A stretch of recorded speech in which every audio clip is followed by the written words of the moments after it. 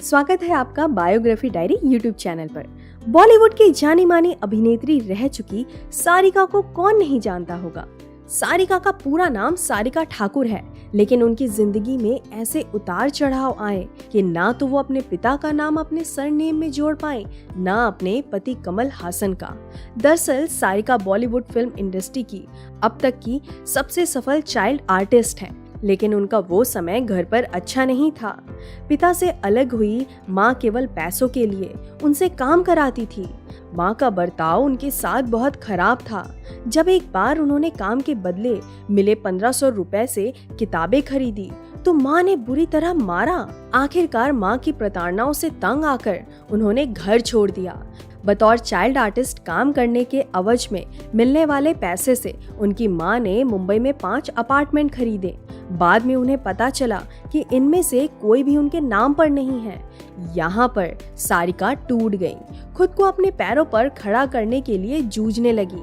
तभी जब कमल जिंदगी में आए तो बिना कुछ सोचे उन्होंने उनके साथ रहना शुरू कर दिया।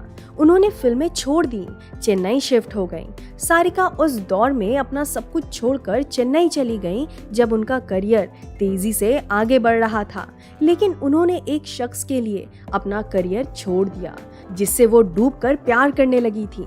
उन्हीं दिनों कमल हासन का उनकी पूर्व पत्नी वाणी से तलाक केस चल रहा था।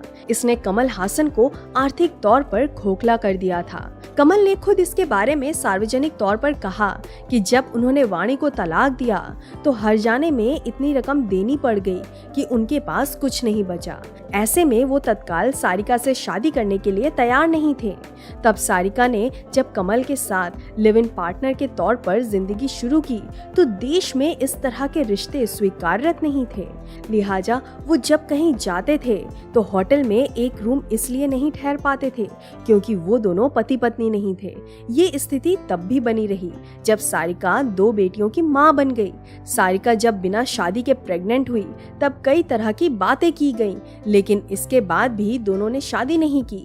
2 बेटियों को जन्म देने के बाद जब दोनों की शादी नहीं हुई तब खुद में भी सहजता कमजोर होने लगी।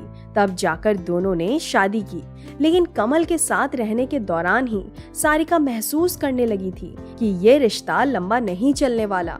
1988 में दोनों ने शादी करके अपने रिश्ते पर आधिकारिक मुहर लगाई। फिर कुछ साल बाद वही शुरू हो गया जिसका सारिका को डर था। कमल उन्हीं की एक सहेली के प्यार में पड़ गए। ये सहेली गौतमी थी जो कि शादीशुदा थी। गौतमी ने एक बिजनेसमैन से लव मैरिज की थी, लेकिन 1 साल के अंदर ही दोनों अलग हुए और तलाक हो गया। हाँ, इस रिश्ते से उन्हें एक बेटी जरूर हो गई। गौतमी अक्सर सारिका के साथ उसी घर में रहने लगी। सारिका को अंदाजा भी नहीं हुआ कि उनकी उस खास दोस्त के साथ पति की नजदीकियां बढ़ने लगी हैं। आखिरकार जब ये मामला उजागर हुआ तो सारिका बहुत अपसेट हो गई। एक बार तो उन्होंने चेन्नई में फ्लैट की बालकनी से नीचे छलांग लगा दी। काफी चोट आई, 3 महीने अस्पताल में रहना पड़ा।